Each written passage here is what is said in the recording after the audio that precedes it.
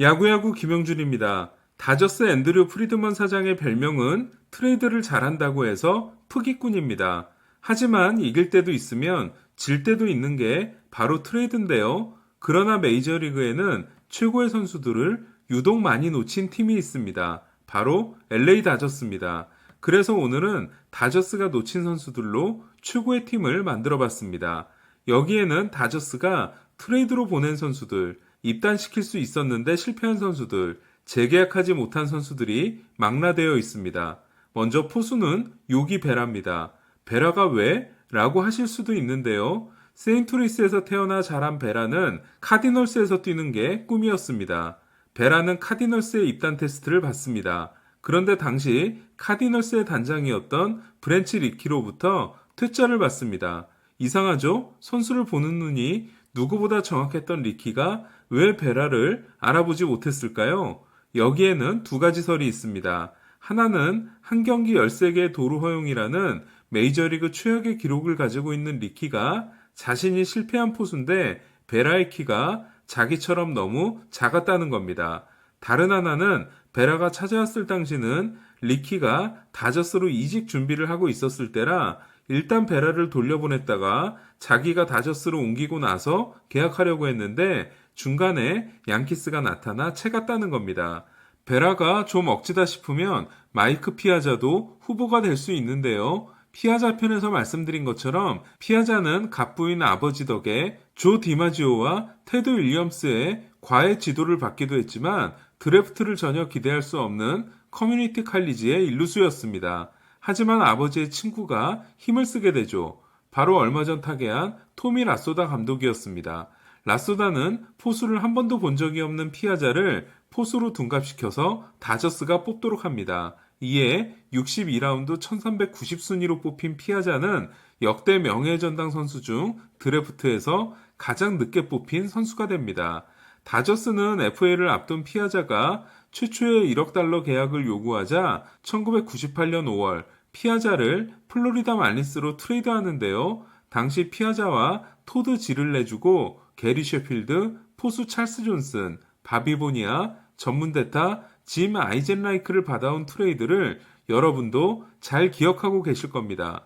그리고 말린스는 일주일 만에 피아자를 다시 뉴욕 매츠로 보냅니다.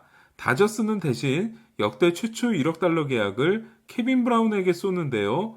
피아자가 매츠로 이적하고 나서도 대단히 뛰어난 활약을 했던 걸 감안하면 다저스는 레전드 포수를 놓친 셈이 됐습니다. 결국 피아자는 매츠 모자를 쓰고 명예전당에 오르게 됩니다. 또 한 명 다저스가 놓친 아까운 포수는 카를로스 산타나입니다. 다저스는 2008년 7월 클리브랜드에서 3루수 케이시 블레이크를 데려오는데요. 지금은 믿기 어렵지만 당시는 다저스가 돈이 한창 없을 때라 클리브랜드가 연봉 보조를 해줄 테니까 산타나를 달라고 한 제안을 받아들이게 됩니다. 산타나는 포수로는 롱런하지 못했지만 공격에서는 조정 OPS 120, 1삼진당 1.02볼넷인 푸올스에 이어 3,000타석 이상 현역 2위에 해당되는 1삼진당 0.94볼넷을 기록하는 좋은 타자가 됩니다. 다저스가 놓친 이루수는 체이스 어틀리입니다. 캘리포니아주 패서디나 출신인 어틀리는 다저스 팬으로 자랐는데요. 1997년 다저스는 고교 졸업반이었던 어틀리를 2라운드 76순위에서 지명하고 파격적인 85만 달러를 제시합니다. 85만 달러는 20순위에 해당되는 금액이자 다저스가 1라운드 선수에게 준 것보다 많은 돈이었습니다.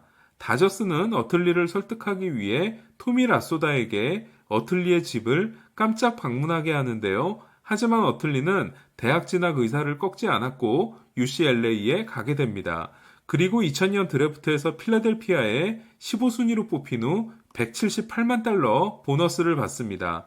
어틀리는 템파베이를 꺾고 2008년에 우승한 필라델피아 필리스 멤버들을 좋아한 앤드류 프리드먼 사장에 의해 2015 시즌 중반 다저스의 유니폼을 입게 되는데요. 다저스에서 뛰어난 리더십을 보여줬지만 결국 우승 반지를 추가하지 못하고 은퇴합니다. 다저스가 놓친 최고의 3루수와 1루수는 서로 엮여있는 사이입니다. 바로 에드리안 벨트레와 폴 코너코입니다. 1994년 드래프트에서 다저스는 전체 13순위로 고교 포수 폴 코너코를 뽑습니다. 코너코는 마이너리그에서 3루수로 전환하는데요. 하지만 다저스의 3루에는 무시무시한 유망주가 있었습니다. 바로 벨트레였죠. 1998년 벨트레는 카림 가르시아 이후 처음으로 안타를 때려낸 다저스의 만 19세 선수가 됩니다. 벨트레에 밀린 코너코는 1루수가 되는데요. 마이너에서 출중한 타격 실력을 뽐내고 오클랜드 외야수 벤 그리브에 이어 1998년 BA 유망주 랭킹 전체 2위에 오릅니다. 3위는 벨트레, 4위는 캐리 우드였습니다. 정상적이라면 다저스는 30대가 된 에릭 캐로스를 코너코로 교체해야 했는데요. 하지만 다저스는 7월 트레이드 때 코너코를 신시내티 마무리 제프 쇼와 바꾸고 맙니다. 쇼가 다저스에서 129세이브, 25블론의 불안한 마무리로 불쇼라는 별명을 얻은 반면 다시 시카고 화이삭스로 건너간 코너코는 화이삭스에서만 18년을 뛰었고 439개의 홈런을 때려냅니다. 화이삭스의 2005년 우승 멤버 중 마지막까지 화이삭스에서 뛰었던 코너코는 등번호 14번이 화이삭스의 영구 결번이 되고 구장에는 동상이 세워지게 됩니다. 박찬호 시절 우리는 벨트레에 대해 선입견을 가지고 있었습니다. 워낙 어린 나이부터 보다 보니까 뭔가 철부지 같은 느낌이었는데요. 하지만 벨트레는 어린 나이부터 성실하기로 유명한 노력파였습니다. 벨트레는 2004년 다저스 역대 2위에 해당되는 48개의 홈런을 날리고 FA가 됩니다. 그리고 본즈와 폴스 사이 MVP 2위가 됩니다. 많은 사람들이 벨트레의 2004년을 FA 로이드라고 생각하는데요. 다저스는 벨트레를 잡지 않았고 벨트레는 시애틀과 5년 계약을 맺습니다. 25세 시즌을 마치고 FA가 된 벨트레는 지금이었다면 엄청난 인기를 끌었을 텐데요.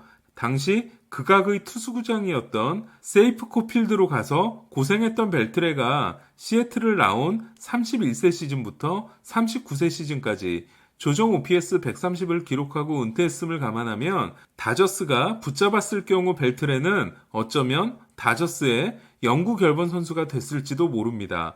벨트레가 떠난 2005년부터 저스틴 터너가 나타나기 직전인 2014년까지 다저스의 핫코너는 10년 동안 확실한 주전 선수가 없게 됩니다. 유격수는 많이 억지일 수 있는데요. 바로 알렉스 로드리게스입니다. 1992년 시애틀은 64승 98패를 기록하고 아메리칸 리그 꼴찌를 합니다. 그리고 다저스는 63승 99패를 기록하고 내셔널리그 꼴찌팀이 됩니다. 지금이라면 1993년 1순위 지명권은 1패를 더 당한 다저스가 가져가겠지만 당시는 강리그 꼴찌팀이 번갈아가며 1순위 지명을 하던 때였습니다.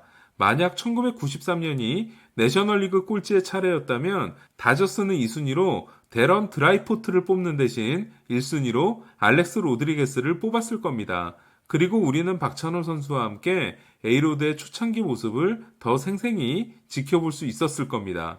에이로드가 드래프트를 받고 6개월이 지난 후인 1994년 BA 유망주 랭킹은 다음과 같았는데요. 1위는 클리프 플로이드, 2위는 치퍼 존스, 5위는 카를로스 델가도, 6위는 알렉스 로드리게스, 7위는 매니 라미레스, 11위는 데런 드라이포트, 14위는 박찬호, 16위는 데릭 지터였습니다.